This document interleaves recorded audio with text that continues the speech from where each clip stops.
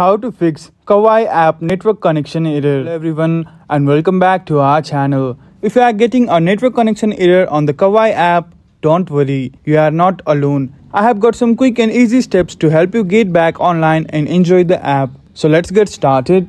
First, double check your internet connection. Try switching between Wi-Fi and mobile data to see if one works better. You can also open another app or website to make sure your internet is working. Next, toggle airplane mode. Sometimes refreshing your connection can help. Try turning on airplane mode for about 10 seconds, then turn it off. This will reset your network connection and might fix the error. Next, clear cache. For Android users, clearing the cache can often resolve connection issues. Go to settings, tap on application, then go to Kawai and tap storage and then tap clear cache. For iPhone users, try closing the app and reopening it. Next, update the Kawai app. Check if there is an update for Kawai app.